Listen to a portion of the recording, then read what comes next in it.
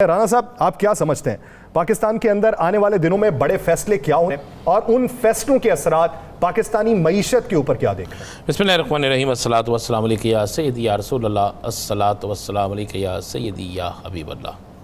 यहाँ से दो चीज़ें तो बड़ी क्लियर हैं कि पूरी कौम की नज़रें इस वक्त जो है ना वो हमारे सिपा सलार पे हैं और पूरी कौम ये चाहती है कि जो वो ऐलान कर रहे हैं, जिस तरह ऑपरेशन शुरू हो गया, जिस तरह बहुत बड़े लोगों के ऊपर गिरफ्त जो है वो उनके ऊपर सख्त हो रही है, जिस तरीके से पाकिस्तान में अचानक डॉलर तेज़ी से नीचे आना शुरू हो गया, पाकिस्तान में सोने की कीमत कम होना शुरू हो गई, पाकिस्तान में उन कुंडा माफिया के ख़िलाफ़ कार्रवाई शुरू हो गई, पाकिस्तान में स्मगलिंग माफिया के ख़िलाफ़ कार्रवाई शुरू हो गई।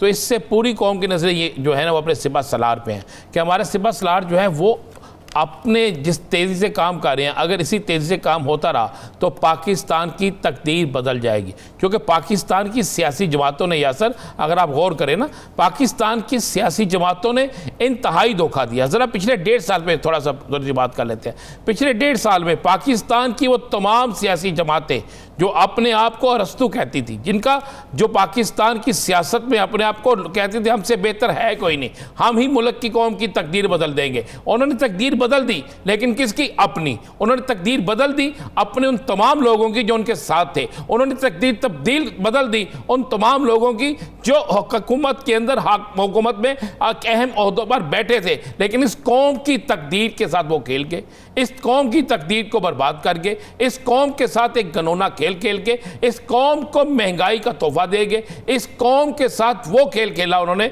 जिसके मतलब बात करते हुए भी हर शख्स लर्स जाता है। और उसके बाद वो कोई जाके ठंडे कमरों में बैठ गया, कोई पाकिस्तान से बाहर चला गया, किसी ने किसी के ऊपर सख्तातारी हो गया, किसी ने अपनी मर्जी कमाया। आज एक दूसरे पर इल्ज़ाम तराशी हो रही है। मौलाना फजल रहमान जो है वो पीपल्स पार्टी पर, पीपल्स पार्टी मौलाना फजल रहमान पर, शहबाज शरीफ साहब जो है पाकिस्तान से बाहर हैं। आज उन्होंने कहा जी मेरी तमाम रिपोर्टें दुरुस्त आई हैं, मैं वापस आ जाऊँगा। लेकिन सवाल यह है कि उनके दौरे हुकूमत में स्मगलिंग किस तरह हुई, उनके दौरे हुकूमत में स्मगलिंग करने वाले कौन थे, उनके दौरे हुकूमत में कब्जा माफिया इतना मुतहरक क्यों था, सारी बातें पता थी राणा साहब। कायमा कमेटी बराए खजाना के अंदर बारहा ये बातें होती रही हैं कि कौन कौन से बॉर्डर से डॉलर स्मगल होता रहा है, रोजाना की बुनियाद पे फिगर्स भी आते रहे, लेकिन उस पे एक्शन नहीं होता। साहब मैं वही कह रहा हूँ, सारा कुछ पता था ना। तो फिर मैं हमारी पूरी कौम की ये उम्मीद भी है, पूरी कौम की ये दरख्वास्त भी है कि अपने सिपा सलार से कि तमाम सियासतदानों को जिन्होंने इस मुल्क को लूटा, जो इस मुल्क को लूट रहे हैं, जिन्होंने इस मुल्क से घिनौना खेल खेला, जिन्होंने इस मुल्क की माशियत को तबाह किया, जिन्होंने इस मुल्क के अंदर पाकिस्तान की सनत को ख़त्म करने की कोशिश की, जिन्होंने डॉलर स्मगलर किया, जिन्होंने डॉलर महंगा किया, जिन्होंने पाकिस्तान की सरमायाकारों को, पाकिस्तान के सनतकारों को, पाकिस्तान के मजदूरों को, पाकिस्तान के तुलबा को, पाकिस्तान के ताजरों को जिन्होंने बिल्कुल बेबस कर दिया, उन सबको सख्त सजा मिलनी चाहिए। क्यों ना मिले? जुम्मेदार वो हैं, जुम्मेदारी उन पर आयद होती है, लूट कर वो गए हैं। पाकिस्तान के अंदर ये जो मौजूदा महीना जा रहा है, इसमें बिजली के बिल किसी और ने नहीं, उन लोगों की वजह से हैं।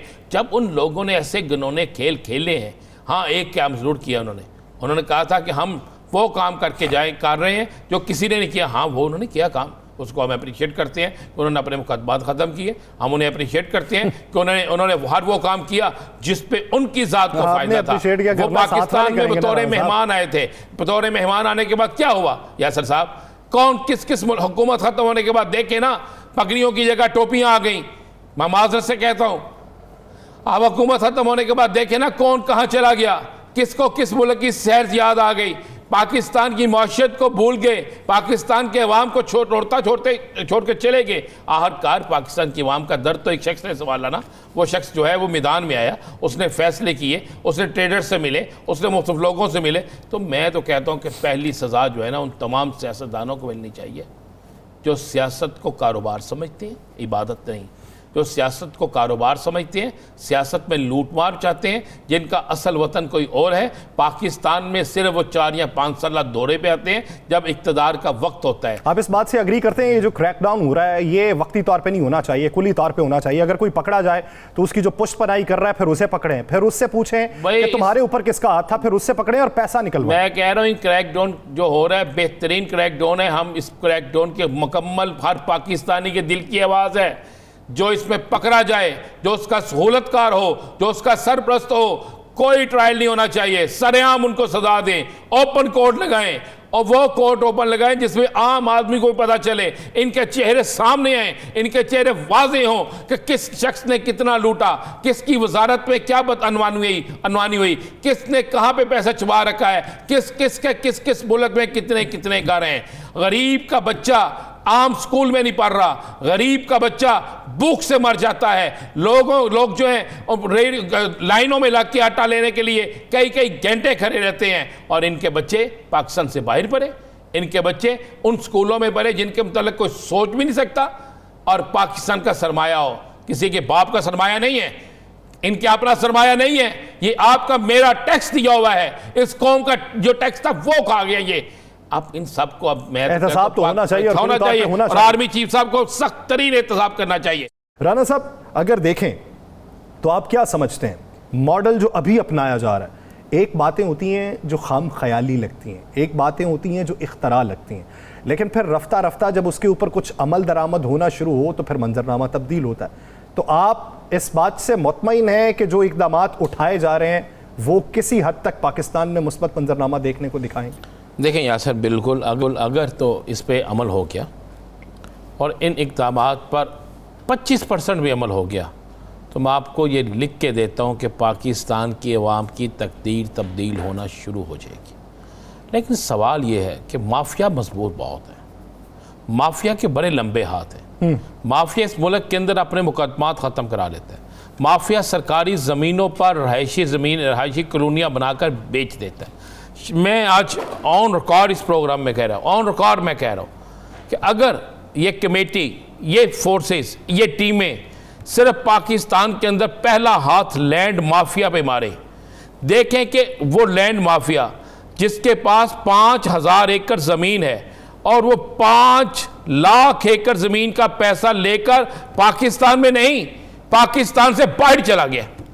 मैंने आज एक रिपोर्ट पढ़ी, एक इतनी बहुत मारूफ लैंड माफिया का शख्स जिसकी नेशनैलिटी तुर्की की, जिसके पैसे वहां पे शिफ्ट हुए, जो हर चीज वहां पे शिफ्ट कर चुके हैं, कुछ कनाडा में कर चुके हैं, कुछ किसी और जगह कर चुके हैं, और किया क्या उसने कमो बेश 3 लाख अफराद के पेमेंट इकट्ठी की और बाहर ट्रांसफर कर दी, फ्रॉड करके भी पैसा बाहर। मेरे मुल्क में वो कोई नहीं रखता पैसा।